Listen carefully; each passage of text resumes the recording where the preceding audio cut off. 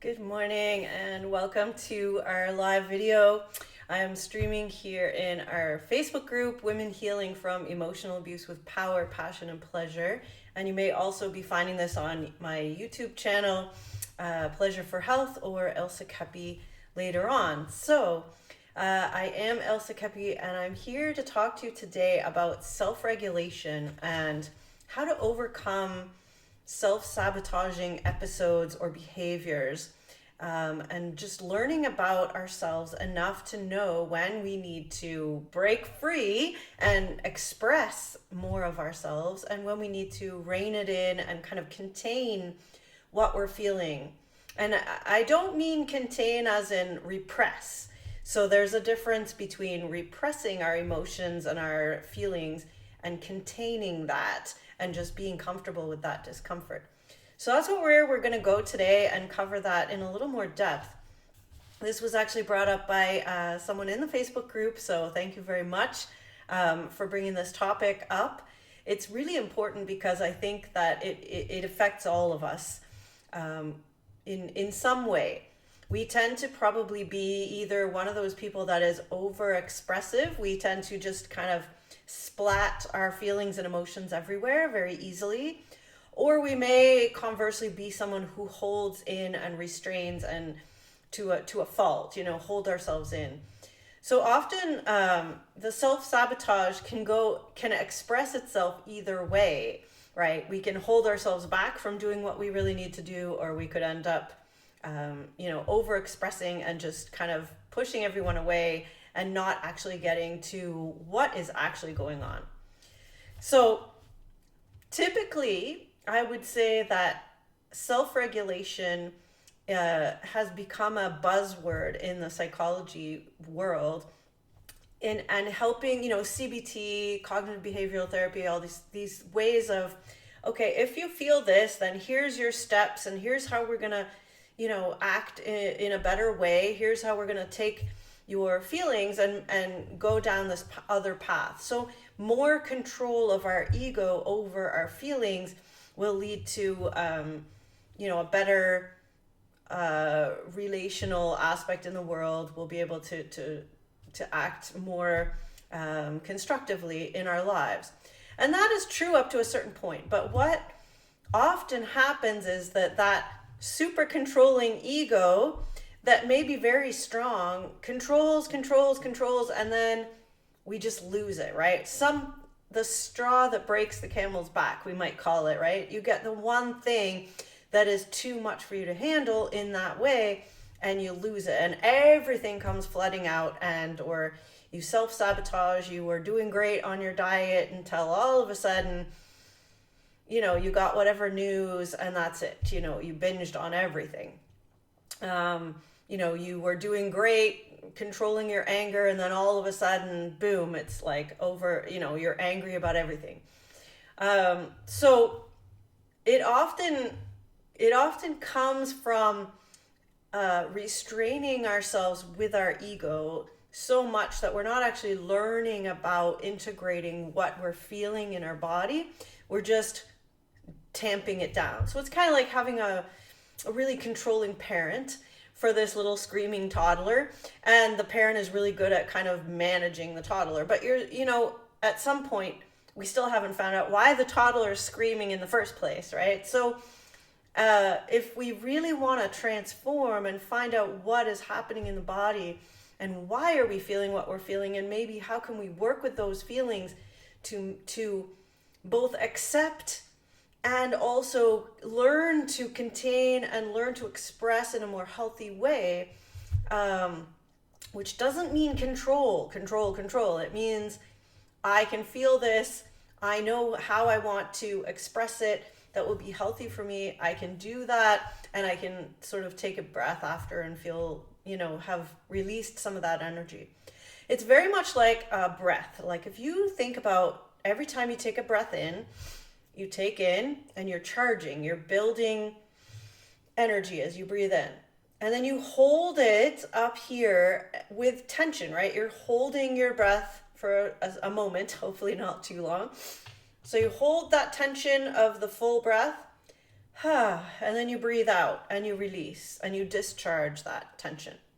And hopefully, if you have a nice breath cycle, you breathe in, hold, breathe out, and then you do it again. Breathe in, hold, breathe out.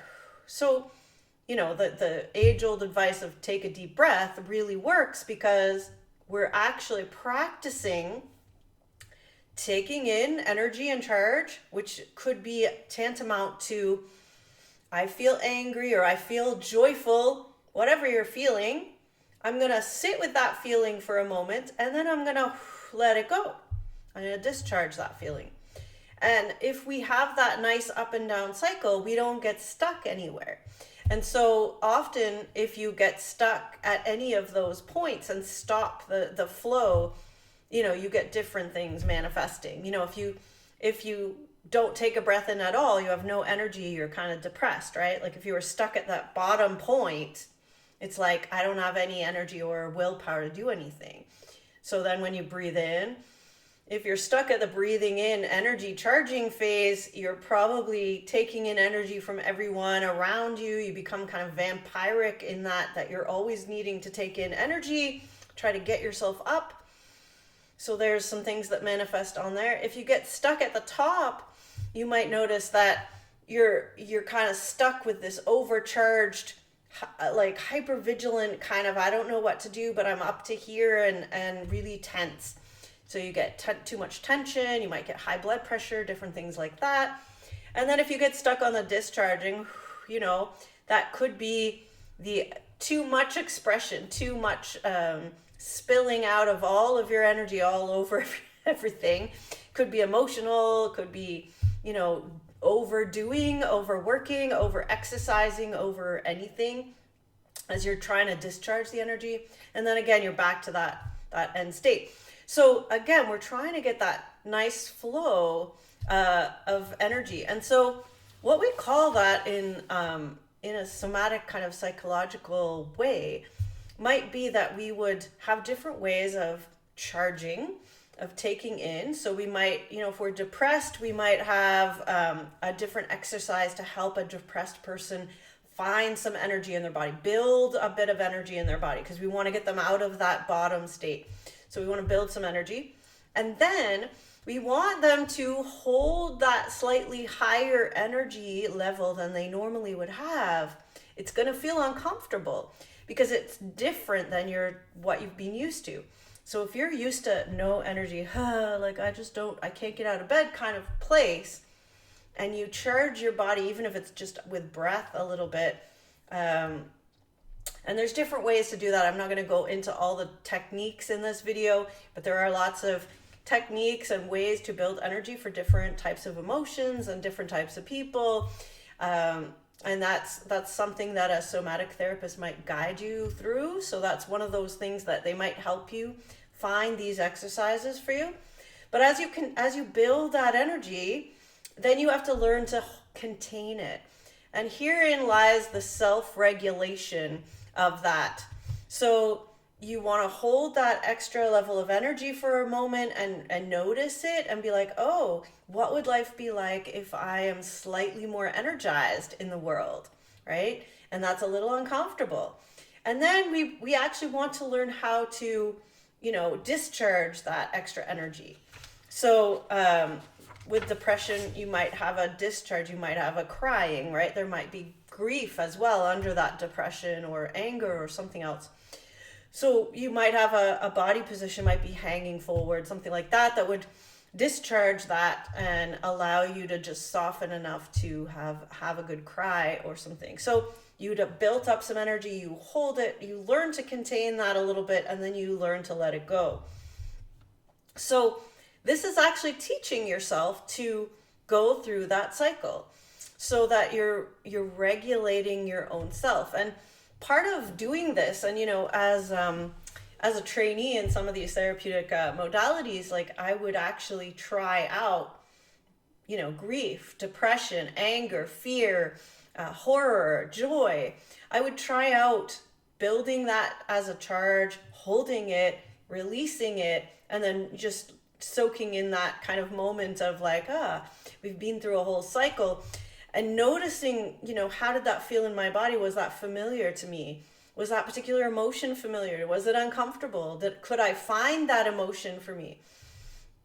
So lots of times we have certain emotions that we kind of stop ourselves feeling, particularly, and other emotions that we allow ourselves to feel. So we might be fine doing this pathway, oh, I'm joyful, I'm going to build, I'm excited, I'm joyful, I'm going to hold it, I can release it, woohoo, have a great time. And that all feels good. But when it comes to grief, well, am I going to allow myself to build the energy of grief? Am I going to hold that energy of grief? Am I going to hold my heart? And then am I going to let myself have a good cry? That might not be so comfortable for me. And so therein lies some of this, I don't want to feel certain emotions. I don't want to feel certain things because that's too uncomfortable. That's not allowed. Maybe anger wasn't allowed for you in your family. Many times, I'm genderizing this, but a lot of times women weren't allowed to be angry, men weren't allowed to be sad. If you wanted to split it up very simply in a binary way like that, there's certain emotions that our family was comfortable with and ones that we weren't in our family of origin or growing up. And so we tend to take on those comfort levels. So, fear as well can be overwhelming. Any of these emotions can be overwhelming if we are feeling them, and feeling any of those takes us away from our groundedness. So to kind of backtrack, this explains a bit of that cycle: discharging, holding, and containing, and then releasing. But we have to talk about having a body that has the capacity to do that at all. And I would say that, some people have a harder time getting to a place where they're even able to start working on that. And that might be because they're really ungrounded. They're really dissociated, potentially. Maybe they've had a lot of trauma. And it's hard for them to stay present in their body and actually work with this. And so I would say definitely you'd want to look at getting some support and help with a therapist so that they can watch you as you work with this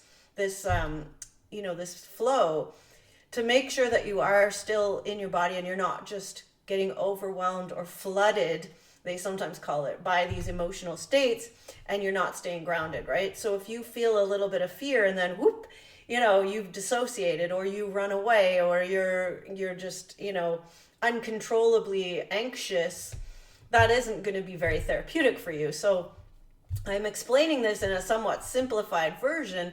And if you feel at all that this isn't something you want to do by yourself at home, that's exactly why we have somatic therapeutics and people that can help you with body work and the psychotherapy part, and that can hold space for you to be in these different states and to make sure that you're grounded.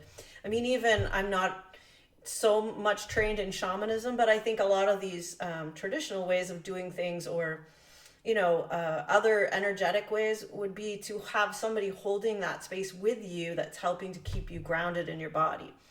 So, you want to make sure you're doing that and very gently working with this. So at the beginning, you would just charge a little bit and hold a little bit and discharge a little bit. And then you can build that resilience to holding a lot of emotion, right? So it's something that is a practice. It's not something that you're going to do right away in 1 week. It's something that you practice. And it's like breathing. If you practice breathing, you get a better understanding and a better flow of breath. If you've stopped your breathing for a long time, maybe, forever in your life, if you didn't have a very safe place as a kid, you may always have breathed not fully. So to learn to breathe more fully and to feel this full range of your own emotional states takes a while. So that's just a caveat to say, do get some support with this. But just to give you the theory of why you might do that. So, in our society today, just to kind of bring this to a larger picture, in our society today, we often have this sort of narcissistic, hedonistic way of saying, but I want to be angry right now and just blah, I'm sad right now. Everybody should, know that. I'm happy right now. I want to go do this. I want this thing right now. I want it right now. And this kind of expressiveness is very common and probably healthy at a certain time of our development. Let's say, I don't know, around 2 years old or so, when you see young kids expressing themselves and just, they don't even know whether something's good for them or not or whatever. They just want to express, they want to experience. And this is this is a time when ideally parents would kind of contain, right? They might say, well, that's great. I know you want ice cream right now. We're about to have dinner, and then maybe we have ice cream for dessert, right? Like maybe you have a bit of this other, some protein and some greens, whatever, first, and then we do that. And you start kind of containing the child to understand that sometimes you have a desire and you hold it for a little bit to see if it's actually going to be good for you or good for the world or whatever, and before you act on it. So this is, well, this kind of, in some cases, we've grown up without too much of this guidance. And it doesn't mean that you want a parent that says no to everything. That might squash you completely. But you do want a nurturing kind of container, right, to explore in, right? We don't always know what's best for us. And so we have to start doing that for ourselves as we mature. This is what maturation, or, becoming an adult, requires. If we want to be a conscious and aware, regulated adult, we have to learn how to ask ourselves, oh, this is what I feel, or this is what I want. Is that going to be good? Should I ask myself, is this good for me? Is this in my highest interest? Is this good for my family, my community, my world? Maybe I should sit on this, sleep on it for a night before I just go ahead and do it. So, a practice, a spiritual practice that one of my teachers said to me is, ask yourself 3 times. If it comes to you 3 times or more, then it's something to listen to. But if it's like, oh my God, I want a glass of wine right now, and then you just go drink it before you've really kind of settled in, you just kind of there's no self-regulation. There's no kind of questioning of our higher self, whether this is a good idea or not. We're not kind of parenting ourselves. If I am like, oh my gosh, I really would love a glass of wine tonight, and then I think about it and I'm like, well, maybe tonight's not a great night. Maybe I had a glass last night, and maybe I have to give a talk later tonight. So, it might be better to have some water tonight and just make sure I'm hydrated and really clear. So maybe tonight's not the night for that, and I'll look forward to it, tomorrow. And then I can kind of regulate and contain. I mean, that's using all of our systems, our brain, our feelings, our body. We want to have all of those working together for our best interest. So, asking yourself, if that thing comes back to you, if you say, no, that's interesting, I'm going to wait for a bit, and then it comes to you again, and then if it comes a few times, this urge, then it is interesting to look at. Now, if you do have an addiction, or, a lot of us do have these addictive behaviors, and it's like, oh yeah, it's coming to me all the time. I want it all the time. That's something to look at too. And again, that might be something you need some outside support with, noticing, well, is that actually in my highest interest to have that thing all the time? Or do I need to, work to kind of let that voice calm itself down and work on some of these other things over here? So again, it's this nuance, and I would say that it's not an easy one to, work through, especially, going cold turkey on anything it's kind of like just putting that control on. What we actually, I think, really do want, I mean, certain things are built into our body that will be uncontrollable, and certain addictive substances and stuff might be that, so it's better to avoid that altogether. But when we're working with things like relational or love addiction, or, sort of these types of nuances, we can't just not ever love, right? We can't ever not have a relationship. So we have to actually work with that and really get to know ourselves. So I would say working with this idea of the breath, the in-breath, the charging, the holding, the tension of that, and the discharging, and how to work with that in a healthy way. So I'm just going to talk you through, so let's say grief, for instance. building your awareness of your grief.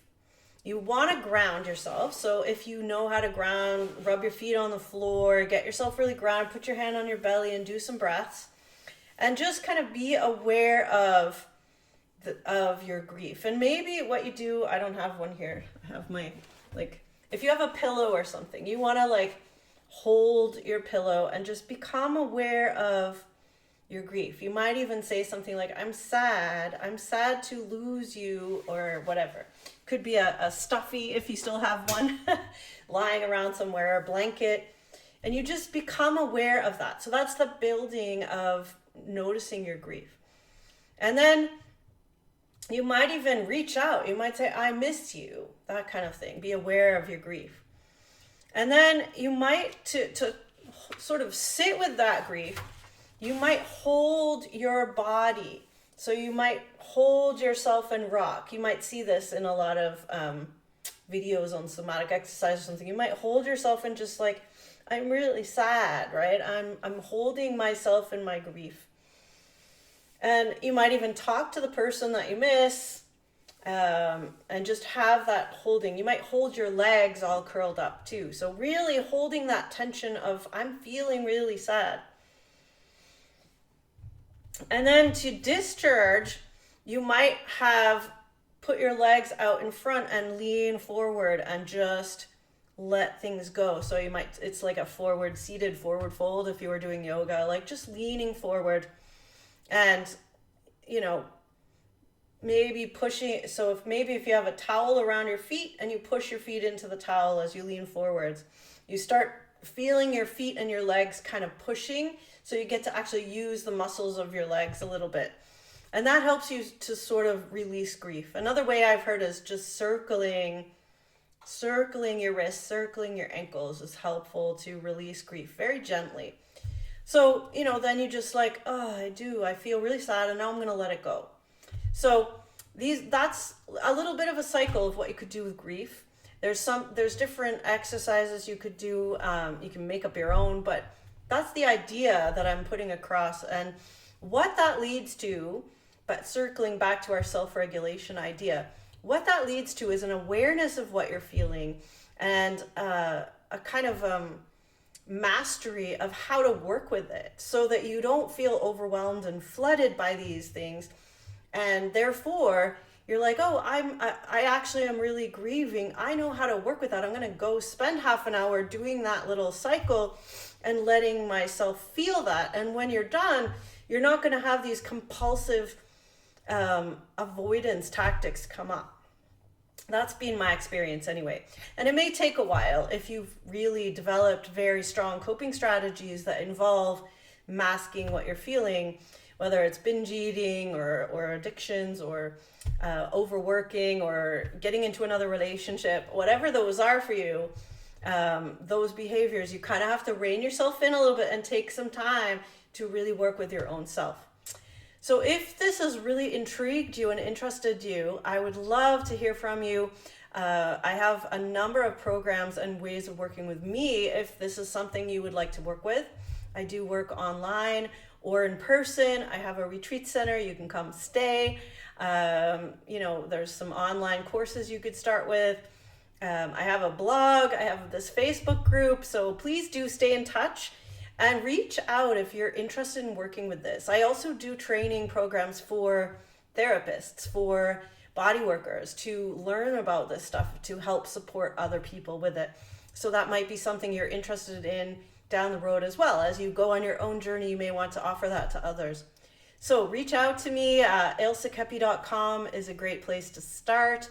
You can also find me at pleasureforhealth.com. I'd be happy to hear from you. You can book a consult and we can have a chat about what is the best way to move forward for you. So thank you so much for joining me, and I look forward to talking to you again soon.